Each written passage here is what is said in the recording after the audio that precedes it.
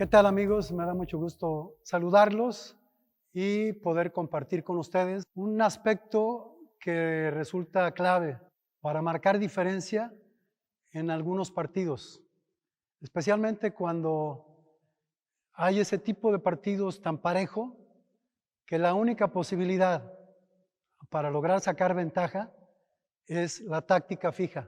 Entonces, vamos a entrar de lleno a nuestro tema de hoy, que es táctica fija. Es una parte en la que, llamándose táctica fija, porque es un nombre que se origina a partir de que, como le decimos en México, es balón parado. ¿Qué es lo que estamos viendo? ¿Cómo normalmente pasa que todos los equipos ponen a 5 jugadores en lo que es cualquier lanzamiento de córner? Como en todo, hay excepciones, pero también, como lo podemos ver de manera muy gráfica, son 5 jugadores al remate, son 2 jugadores a la pelota, 1 al rebote y 2 de marca atrás, más el portero. Normalmente ese es el acomodo, es muy natural y muy clásico. Varía en esto que estamos viendo, cómo se define, quiénes van en diagonal hacia el frente, quiénes van en diagonal hacia el centro y alguno que vaya a buscar la pasada. Entonces, ¿cómo se define la ubicación de manera general? 1 o 2 al frente en diagonal, 1 o 2 en el centro y 1 a la pasada. Eso es de manera básica, de manera fundamental, de los dos lados, de los dos costados de los corners. En esta parte estamos viendo ya una jugada dentro de lo ancho del área, por fuera del área, pero dentro de lo ancho. Se señalan cobros a partir de que la pelota se coloque por fuera del área, pero dentro de lo ancho del área.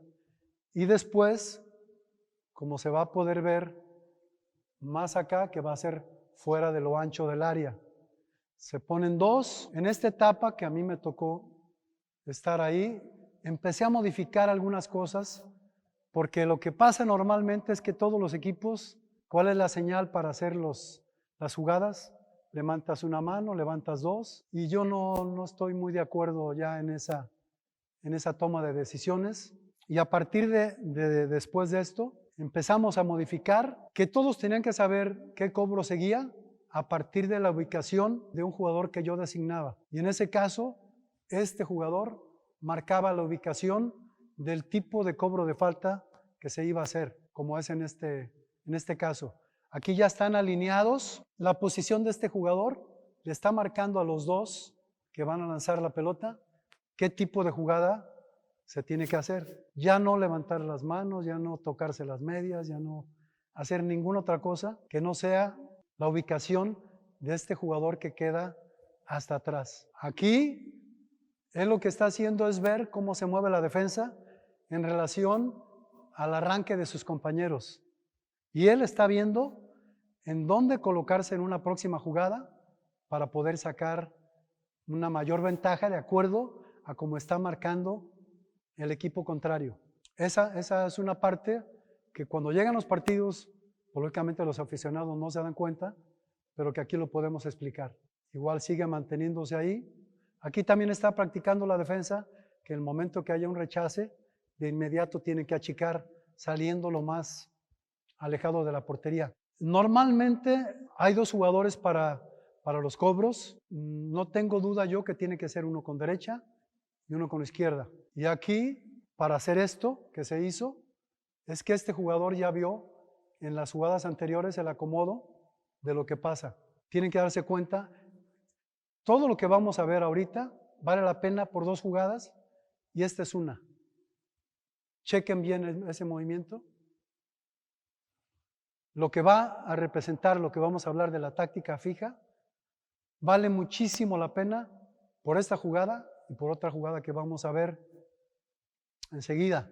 Pero sí tienen que tomar en cuenta esa parte, que aquí el que manda es este, no sé si ubican quién es, y que este le da las señales a los que están para lanzar la jugada. Ahora, la ubicación de la siguiente jugada o lo que va a ser la siguiente jugada la va a marcar este jugador. La ubicación de un jugador que nosotros ya tenemos designado marca qué tipo de jugada se va a hacer. Y repito también, ya no es necesario tocarse en ninguna parte del cuerpo. Lo marca la ubicación de un jugador que designemos nosotros, y aquí está un derecho y aquí está un izquierdo. Esas partes son claves para poder hacerlo. ¿Por qué un derecho y por qué un izquierdo? Porque este portero está checando quién va a lanzar. Si se quita el derecho de esta zona y solamente se queda el zurdo, el portero sale más y tiene una doble opción de cubrir su portería y poder salir a atajarla.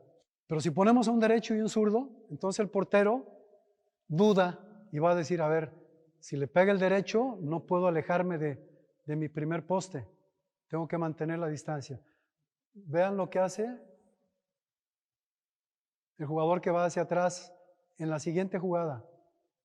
En esta todos van en diagonal hacia el frente, pero vamos a tomar mucho en cuenta la ubicación del jugador que marca la segunda jugada, que como yo les decía, vale mucho la pena de que se considere que sea la jugada que se va a utilizar. Debe ser la posición de ese jugador. Ya no es necesario que haga nada y está solamente uno. Este es el que marca qué jugada se va a hacer por la posición que tomó. Entonces, vale mucho la pena que se considere y se tome mucho en cuenta eso. Aunque ahorita esté levantando el que golpea, que enseguida lo quité, vale mucho la pena. Este que está yendo para atrás es Yair Pereira y el de la jugada anterior que metió el gol era Omar Bravo. Entonces son los dos referentes que están marcando qué tipo de jugada, de acuerdo a su colocación, se tiene que hacer. Y sigue insistiendo. Y aquí no pasa que le digamos a la defensa, dejen que Yair Pereira, en este caso, remate solo. Lo tienen que marcar. No es que lo suelten a propósito.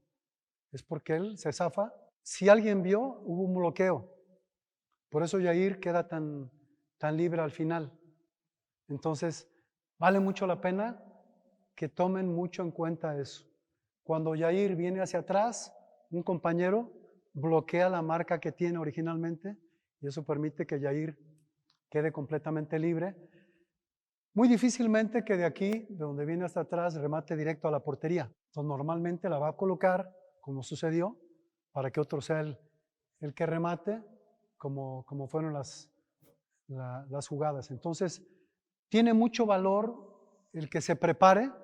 También estamos bien conscientes todos, porque esto es una primera división, y sabemos que los jugadores se tienen que pasar aquí todo el tiempo que sea necesario con tal de preparar de la mejor manera una parte que resulta muy importante y que le damos poca importancia, que es todo lo que son los cobros de las faltas, fuera del área, dentro de lo ancho del área, los corners, inclusive los penalties. Y vale mucho la pena estar insistiendo y practicando y tomando ideas de tal manera que al estar repitiendo y repitiendo y repitiendo y repitiendo, podamos llegar a tener tan bien preparada la jugada que aunque la sepan, los contrarios, tengamos oportunidad de poder aprovecharla. Si recordamos la primera jugada, el que mete gol es Omar Bravo, arrancado de atrás a un espacio que le dejan los compañeros que arrancan en diagonal hacia el frente. Esa jugada es exactamente la misma que hace Oribe Peralta en el gol que le anotó Brasil en la Olimpiada, y que a partir de ahí ha resultado como un córner que en México se utiliza poco, pero que sin ninguna duda es una jugada muy efectiva, y además la podemos ver por gente haciendo goles, que eso cuenta mucho. En la segunda jugada es un jugador que va muy bien por arriba, no a la corta como la hizo Omar Bravo en la primera, sino un jugador que va muy bien normalmente porque es un defensor y tiene que tener un muy buen fildeo y va por arriba con la intención de poner una segunda jugada sobre el área para que el compañero llegue y remate. Entonces, básicamente esto nos tiene que servir para tener una idea de cómo una parte que llamamos táctica fija puede marcar una gran diferencia cuando un partido está especialmente muy parejo, muy nivelado. Cuando tenemos un jugador menos que el equipo contrario, porque de repente con un jugador menos que el equipo contrario, el dominio aparece más con con el equipo que tiene ventaja numérica. Entonces el equipo que tiene menos jugadores y resulta que tiene una falta en esta zona a su favor, ahí es donde tiene la oportunidad de aprovechar para no depender solamente de defender, sino que a balón parado, aún teniendo un jugador menos dentro de la cancha, pueda tener la oportunidad de conseguir una anotación y meter en problemas al equipo contrario. Entonces, démosle mucha más importancia a lo que es el balón parado. Esto resultaría más en edades de los 13 años en adelante. Yo le recomendaría que esta parte la empezáramos a utilizar de los 13 años en adelante como una opción que sin ninguna duda puede ser clave para acceder a ganar un partido. Entonces, ¿qué podemos aprovechar de todo esto? Como resumen, un derecho y un izquierdo, siempre, para meter en problemas al portero. ¿Qué podemos tomar como punto importante? Hay que señalar a un jugador que de acuerdo a la posición que tome, le está marcando a los que van a lanzar el pase, le está marcando qué tipo de jugada va a ser. Y después, cómo tienen que actuar los compañeros que van a girar alrededor del que está marcando el tipo de jugada que se tiene que realizar. Entonces son dos ejemplos y ya vieron las jugadas, cómo están. No era que hubieran tenido una indicación los defensores de que les dieran libertad. La verdad es que aquí en esas dos jugadas los atacantes lo hicieron muy bien y juntaron, se unieron, un buen pase a la zona, un buen movimiento corto hacia el centro o un buen movimiento más largo con bloqueo hacia atrás, recentro y la jugada de finalización, inclusive consiguiendo el gol. Esto es una primera división, pero yo recomendaría que a partir de los 13 años en adelante se pudiera hacer. ¿Qué se puede hacer con los chiquitos? Con los más chiquitos yo pensaría en hacer jugadas para buscar hacer un 2 contra 1 en jugada. Que los dos que van a la pelota, o si fuera de uno solo, porque fuera 4 contra 4, 5 contra 5, o 7 contra 7, o 9 contra 9, jueguen en corto para seguir teniendo la circulación de la pelota y mantener la posesión. Si empezamos a pensar defensivamente, táctica fija, pelota quieta, tiro de esquina o un tiro de castigo, ¿tú qué prefieres y por qué? ¿Marcaje personal o marcaje en zona? Yo me inclino en la marca a balón parado por utilizar la marca combinada. Puedo definir una marca personal, alguien que resulte el más peligroso del equipo contrario, pero también puedo marcar en zona al resto de los que van al ataque. Lo que sí me parece que vale mucho la pena recalcar es que estoy totalmente en contra de cómo se marca actualmente, porque si vemos todos los partidos, se abrazan, se agarran, se jalonean, cuando un elemento base de una marca para un defensor a balón parado es una distancia que permita ver balón y ver contrario. Porque si yo me dejo ir solamente, como se hace actualmente en el fútbol mexicano, sobre la marca, pierdo de vista el balón.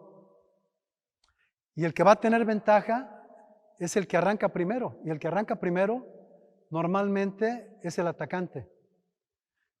¿Cómo evitan los defensas esta ventaja que tiene el delantero? Pues agarrando, obstruyendo, pero principalmente porque los árbitros no marcan.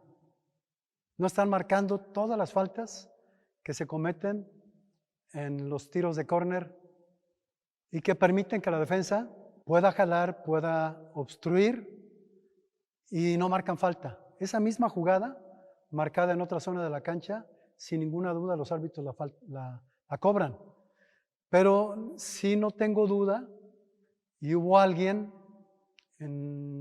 hace algunos años que me reafirmó esta parte, que fue Claudio Lostanau, que es un referente muy importante para el fútbol mexicano, en venir a darnos una instrucción a los entrenadores ya hace algunos años para decirnos cómo marcaba él y en su opinión cómo se tenía que marcar. Y él hablaba de la distancia en la escuela. O sea, el tener a distancia al contrario para poder ver su movimiento y llegar a tiempo a competir y ver la posibilidad de ganar. Y no estar tan encima porque el que tiene ventaja es el atacante. Con tu experiencia en misma táctica fija defendiendo, ¿qué nos tiene que dar la referencia? ¿El balón o el movimiento del contrario? Tienen que ser las dos cosas porque particularmente en el fútbol profesional, que significa balón parado, que se practica mucho para marcar el tipo de marca que se tiene que hacer. Cuando se busca hacer una buena marca y combinar la personal con la mixta, lo que se tiene que hacer dentro de lo posible es conocer qué tipo de jugada utiliza el equipo contrario para que no nos sorprendan. Entonces, en esa parte me parece que vale mucho la pena, sobre todo en lo profesional, aprovechar las grabaciones de todo lo que es sub-13, sub-15, sub-17, sub-20, segunda división, tercera división, que ahí ya se puede tomar como referencia qué tipo de jugadas hacen los equipos contrarios para que eso nos ayude a tomar la mejor decisión de prevenir de acuerdo a la jugada que ya conocimos de los contrarios. Igualmente en táctica fija la defensiva, tiro de esquina o tiro de castigo, ¿tú eres de los entrenadores que recomiendas que todo el equipo baje a defender o mantienes uno o varios al frente? Depende mucho de que baje todo el equipo a marcar o no. Depende mucho en lo posible de conocer al rival otra vez. Normalmente, como lo hablábamos en las imágenes que vimos, mandan 5 jugadores, en los cobros de esquina sobre todo. Entonces tenemos 5 marcadores y uno que sobra. Pero también hay equipos que de repente te mandan 7. Entonces va a depender mucho también de la cantidad de jugadores que mete el equipo contrario para hacer el cobro, pero también de la cantidad de jugadores que dejan para marcar. Y entonces ahí lo que tenemos que hacer los que defendemos, si nos toca defender, es inmediatamente de la recuperación de la pelota, jugar hacia el frente, ya sea el portero principalmente, que pueda salir y ganar la pelota y preparar un movimiento del único delantero o de los 2 delanteros que se pudieron haber quedado sobre la mitad de la cancha para buscar salir en contragolpe sobre ellos. Si el equipo contrario nos manda 5 atacantes, hay que tener 5 más 1. Normalmente, y creo que es generalizado, los centros delanteros no saben marcar bien en un mano a mano, en un córner. Por eso a los centros delanteros se les pone a la corta, como decimos. El decir a la corta significa que se ponen cerca del vértice del área chica, entre el poste que les queda más cerca, y que van a cualquier cobro que sea corto. Pero es muy raro que un equipo meta a los centros delanteros a marcar y menos de manera personal. Y eso pareciera incongruente porque se supone que a la ofensiva los centros delanteros pues, son gente especialista en el remate de cabeza, en el juego aéreo. Pero el chip se cambia cuando ese que remata muy bien de cabeza viene a marcar a un atacante cuando su equipo tiene que defender a balón parado. Y entonces ahí no nos resulta, la verdad, de mucha ayuda y preferimos, si es general, que a los centros delanteros se les ponga, como normalmente decimos, a la corta. Ahora hablando de esa situación, pero ofensiva, ¿a ti no te importaría atacar con 7, generando esto que mantengas mano a mano atrás? No, la verdad, cuando estamos atacando, el quedarme mano a mano no significaría problema si tengo la necesidad del tiempo del marcador. Pero si por el tiempo y por el marcador está a mi favor, entonces sí, no me quedo mano a mano. Creo que volvemos a tomar como referencia las diferentes circunstancias que se puedan presentar en un partido. Tenemos la necesidad de buscar empatar o de ganar.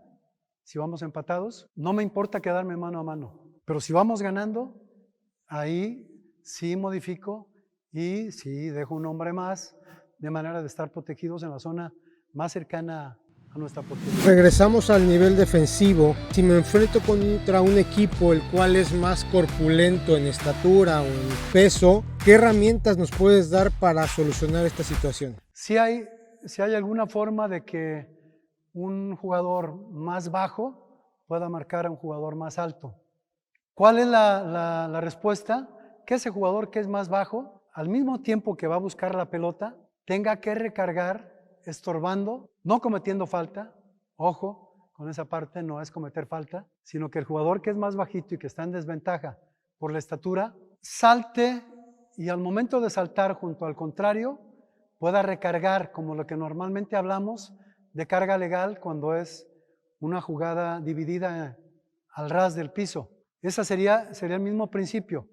El saltar, pero al mismo tiempo que salto, estoy recargando, hombro con hombro al contrario. Y el principal ejemplo sería lo que hacemos en la carga legal, hombro con hombro, en una jugada por tierra. Entonces sí se puede, o inclusive hay jugadores bajitos que tienen más resorte y más impulso que los jugadores altos.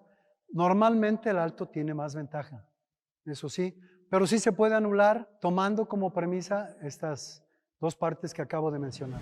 Misma situación, pero ofensivamente, si mi equipo no es tan corpulento, ¿recomiendas utilizar jugada en corto o cómo le puedo sacar ventaja a esa falta de corpulencia o estatura? Sí, cuando es al contrario, cuando hay jugadores nuestros más bajos que la defensa contraria, sí, de acuerdo, sería lo mejor el poder practicar jugadas que permitan que haya 2 o 3 toques para luego hacer una cruzada larga y buscar una segunda jugada, porque de esa manera el equipo contrario va a estar distraído por el movimiento continuo de la circulación de la pelota y ya no está solamente ocupado en la marcación al hombre, sino está ocupándose de cómo va la circulación, de cómo se está jugando la pelota, y ahí pudiera aprovecharse que haya un cambio largo para buscar la segunda jugada. Siempre hay una contra para lo que está establecido y aquí lo interesante es poder tener claras las formas en las que se puede contrarrestar y la práctica. ¿Qué recomendación nos das en una semana típica normal si tú designarías un día únicamente para trabajar la táctica fija? En una semana normal de entrenamiento lo que yo hago es en cada entrenamiento terminar con 10, 15 o 20 minutos de fútbol. Y en esos 10 o 15 o 20 minutos de fútbol, de acuerdo al día, si es más cercano o más alejado al día del partido, provocar que en esos 10, 15 o 20 minutos que se hace fútbol interescuadras, se marquen faltas de manera continua, pero como parte de un interescuadras, no dedicado especialmente a que todos estén parados. Lo hago como parte final del entrenamiento. Los últimos 10, 15 o 20 minutos del entrenamiento siempre lo utilizamos para preparar todas las jugadas a balón parado. No necesariamente tiene que ser un solo día de la semana. Y de esa manera, como es normal, en base a la repetición, pues instalas hábitos que lógicamente van a poder dar un mejor resultado. Otra jugada de táctica fija es el saque de banda. ¿Cuál es tu recomendación de que siempre, más en edades tempranas, la pelota sea jugada hacia el frente? Todo lo que representan saques de banda y todo lo que representa situaciones de partido, lo número uno que tenemos que pensar es que sea para adelante. O sea, no podemos pensar en que nuestro primer pensamiento sea ir para atrás. Tenemos que buscar ser mucho más directos. Ojo, tenemos que buscar ser mucho más directos si el compañero que está adelante tiene la posibilidad de recibir el balón. Pues si lo están marcando dos, pues no voy a poder jugar hacia adelante, por más que quiera. Y entonces buscaré al que está en medio. Y si el que está en medio está más suelto de la marca, entonces juego con el del medio. Y si está marcado el de adelante y está marcado el del medio y está libre el de atrás, entonces como la tercera opción sería hacer el saque de banda hacia atrás. Pero no hacerlo al revés. Tienes uno libre atrás y tienes uno libre adelante, ¿por qué la vas a dar para atrás? Tienes que darla con el que está libre con el que está libre adelante. Otra jugada de táctica fija es el saque de meta. Hoy la regla autoriza jugar al equipo que va a tener el saque de meta en corto dentro de su área. ¿Qué nos recomiendas para evitar que jugar en corto nos traiga una presión y perder la pelota? Yo creo que en México, en esta etapa inicial de la nueva regla de que los defensores se pueden meter al área en un saque de meta, los está complicando. Creo que todavía no terminamos de entender y lógicamente de dominar esa parte para poder tener más claridad en nuestra salida, porque nos podemos meter de gratis en problemas si nos obligamos a jugar dentro del área con una marca que sabemos de un delantero que es muy rápido o de un portero que no tiene buen juego con los pies. Entonces, es fundamental que el portero sepa jugar mejor con los pies. Es fundamental que los centrales, ya no veamos a los centrales como los centrales que solamente se dedican a defender, sino que estén aprendiendo o sepan ya tener una mayor calidad técnica. Creo que esta regla está obligando a los jugadores a perfeccionar su técnica, tanto porteros como defensores, y que también provoca que los delanteros estén mucho más dispuestos a la recuperación de la pelota en la zona más cercana a la portería contraria. Mismo saque de meta, pero ahora nosotros defendiendo. Si un equipo es bueno saliendo con la pelota, ¿qué nos recomiendas? ¿Apretarlos desde lo más alto, orientarlos o dejarlos salir? Bueno, para poder hacer una presión, el famoso pressing, a un equipo que sale jugando muy bien, lo que normalmente hago yo es elegir, y creo que es muy general y debe de ser muy común, elegir en la salida cuál de los defensores es el menos hábil. Y entonces tapar la parte donde están los más hábiles para provocar que se juegue con el menos hábil.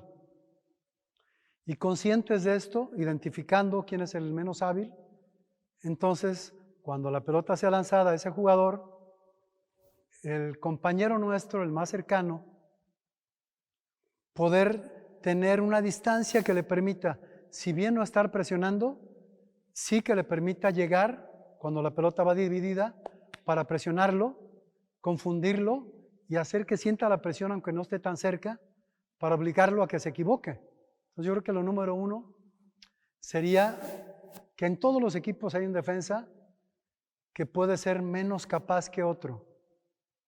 Puede ser normalmente más uno de los centrales, porque normalmente más los laterales son los que tienen una mejor salida. Creo yo que habría que poner atención en elegir cuál de los dos centrales es al que más trabajo le cuesta y poder identificarlo para irnos en la presión sobre él cuando la pelota pueda ser dividida. Pasando ahora a un tiro de castigo ofensivo en los linderos del área, ¿cómo decides y designas el tipo de jugada? Si van a ser directo al arco o con algún tipo de jugada prefabricada durante la semana. Bueno, para preparar los cobros a favor fuera del área, volvemos al principio de lo que hablábamos en las imágenes, un derecho y un izquierdo. Porque los porteros, al ver que puede tirar de manera indistinta el derecho o el izquierdo, el portero siempre va a estar mucho más concentrado en prepararse para los dos. Si fuera uno solo, el portero sabe que puede recargarse más a un lado o a otro. Entonces, número uno, poner un derecho y un izquierdo. Después, la colocación de la barrera. La colocación de la pelota. Hay jugadores que la pelota la colocan hasta en una zona que no es la más pareja. Algunos jugadores hasta buscan el lado más adecuado donde saben que pegándola ahí pueden tener mayor precisión. pueden darse cuenta también si es una barrera que salta, o si unos saltan y otros no, o si es una barrera que se queda fija. Hay que analizar, hay que estudiar, porque los que saltan se les puede tirar por abajo. Los que unos saltan y otros no, puede ser por el temor y hay que conocerlos, hay que darse cuenta.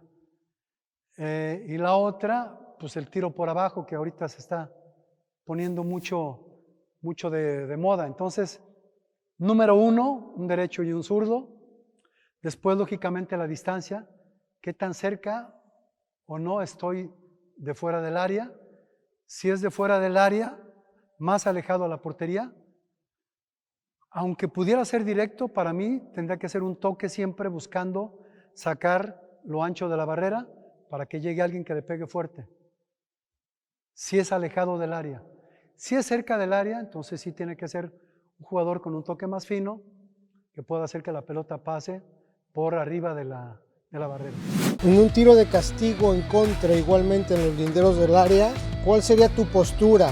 ¿Mantener a los jugadores de tu equipo en la misma línea de la barrera o darles la libertad de que aunque sea tengan la oportunidad de meterse casi hasta la portería? ¿Tú cómo lo realizas?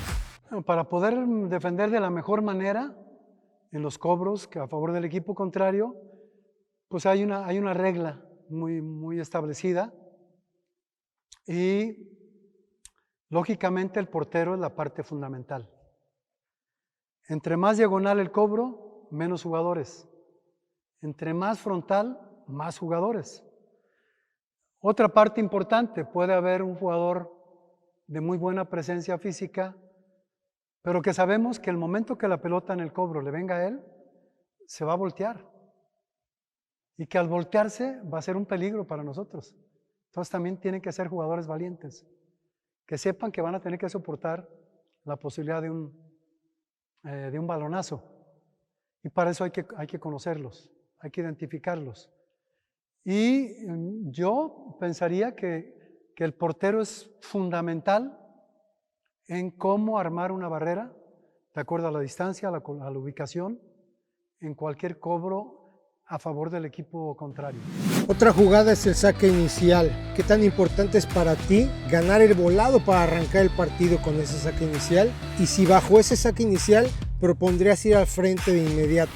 Una muy buena pregunta es ¿por qué en el saque inicial todos los equipos lanzan la pelota hacia atrás? O sea, para mí es inexplicable, porque haciéndolo de esa manera es decir al equipo contrario, vente cerca de mi portería. O sea, en mi opinión, es totalmente contrario a lo que debe de ser. Y me parece que desde el saque inicial, tenemos que buscar ser frontales y tener preparada una o dos jugadas que nos permitan saber a dónde va a ser lanzado el pase. Tiene que haber zonas de lanzamiento de pase. Y como siempre, se tiene que practicar. Y tenemos que ver si la podemos jugar directo o si tenemos que dar más toques para poder darle profundidad, pero en mi opinión nunca para atrás. Nunca para atrás. Es como lo que yo les digo a los defensores. La pelota la tiene un defensa de nosotros en la salida. Tiene la presión de un delantero, pero ese defensa tiene la posibilidad de hacer un lanzamiento largo, aún bajo la presión del contrario. Y lo que hace es voltear y dársela al portero para que el portero la saque larga. ¿Por qué no la lanza larga el defensor? ¿Por qué se la tiene que atrasar al portero? Con el portero, en mi opinión, hay que dársela cuando quieres preparar una salida. Pero si se trata de salir largo, yo tengo la pelota como defensa y tengo el espacio y el tiempo para sacarla larga, aunque me venga la presión, yo tengo que jugar largo. Con el portero solamente para preparar la salida. Otra jugada es el penal. De tu parte, ¿tú designas al que lo va a patear o dejas que internamente el equipo, al momento de que suceda un penal, ellos decidan quién patea? La toma de decisión cuando hay un penalti a favor, normalmente la tengo preparada con la práctica durante la semana para identificar quién o quiénes son los jugadores con mayor capacidad para ejecutar un tiro penal. Normalmente, de todos elijo 5, para que de esos 5 elija al final, clasificándolos como el 1, como el 2, como el 3, como el 4 y como el 5. ¿Por qué? Porque si el 1 resulta que en ese partido está lesionado o lo expulsaron, entonces tomó su lugar el 2, y así de manera sucesiva. Lógicamente, esto tiene que ser bien identificado, no por el momento, sino por la práctica continua, y que luego existe la comprobación en los partidos. Lo que sí pretendo de manera general es nunca poner al clásico 10 a tirar las penales, porque como en todo hay excepciones. Benja Galindo es una gran excepción, pero normalmente los jugadores que decimos los enganches, los 10, son jugadores que tiran los penaltis de una manera muy suave y lo hacen mucho en base solamente a la colocación, pero sin fuerza. Entonces trato de evitar que los números 10 tiren los penaltis, porque hay una estadística, con sus excepciones, sin ninguna duda, de que ese tipo de jugadores van a hacer un tiro suave, colocado, suave, que permite que el portero pueda llegar a la pelota. Entonces, se previene, se prepara y se asignan clasificados del 1 al 5.